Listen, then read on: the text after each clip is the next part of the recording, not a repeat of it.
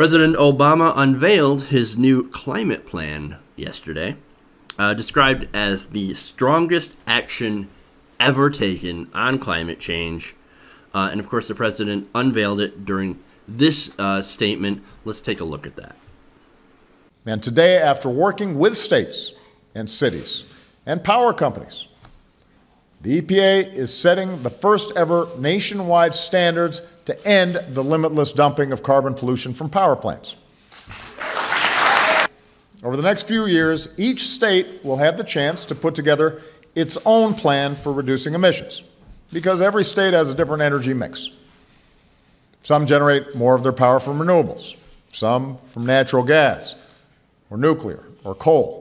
And this plan reflects the fact that not everybody's starting in the same place. So we're giving states the time and the flexibility they need to cut pollution in a way that works for them.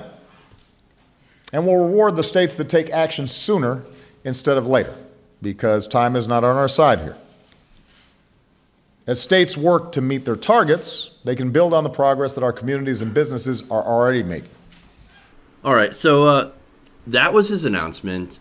Now let's get into some details of the plan. Now what these rules would do is that they propose a 32% cut in carbon emissions from power plants by 2030 at 2005 levels. Now that's actually up from the initial proposal. That was only 30%, so they've actually did better than what they thought they would. That's great. Now Monday's version of the rules also gives an explicit boost to wind and solar power. According to the White House, the new rules will give a head start to wind and solar deployment and drive more aggressive investment in clean energy technologies that will result in 30% more renewable energy generation in 2030 and will keep working to lower the costs associated with using renewable energy. That's pretty good, right? Sounds great. Now, many people, of course, have hailed the new climate rules as a big step, great step, including me. I think it's a great step. But it also includes a lot of different large businesses. Now, some of these businesses are Unilever, L'Oreal, Levi Strauss, Staples, Sun Edison, and Trillium Asset Management. And those are just a few, by the way. In total, over 365 businesses and investors wrote to 29 different state governments urging them to strongly support these new rules, which they said, remember, these are the business leaders and businesses writing this, saying that this would create jobs and help the economy. Well, wait a minute. I thought clean energy doesn't create jobs.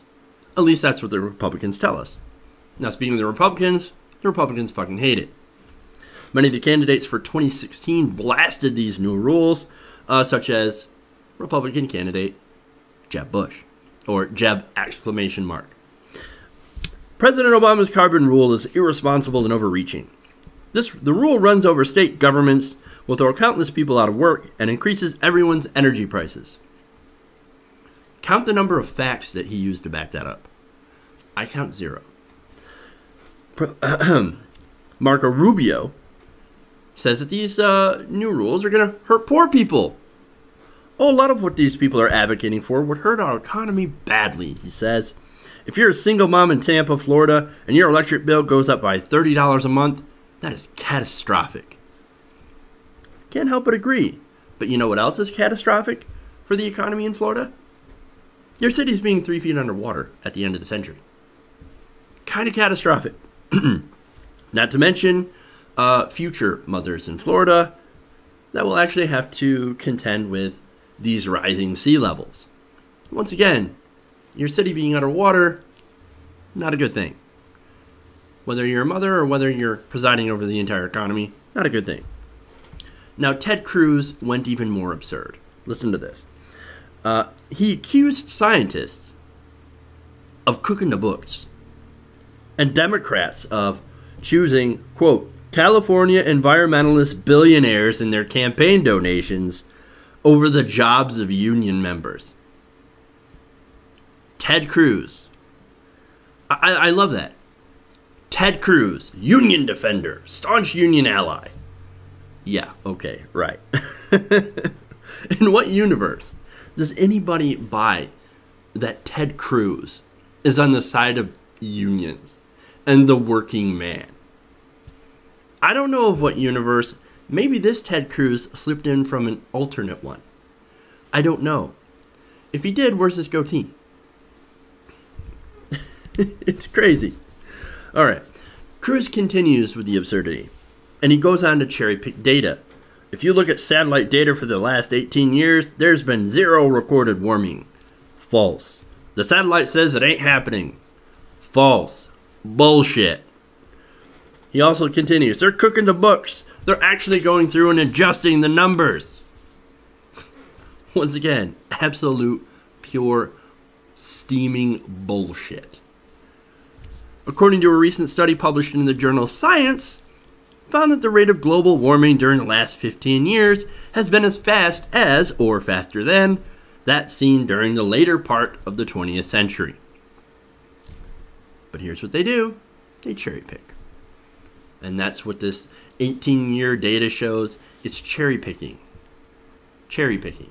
That, as I said, that's what they do. Oh, but I'm sure, I'm sure Ted Cruz is right.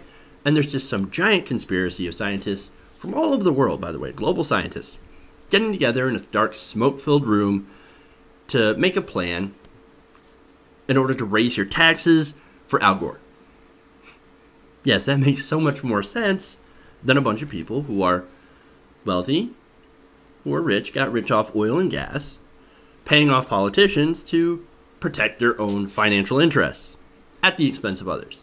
That makes so much more sense, right? It's ridiculous. As far as the plan goes, it's a good step, a necessary step, and it's great to see that we're doing something to combat climate change. And I actually applaud President Obama for taking these steps. I think this is good. Now we need to keep going.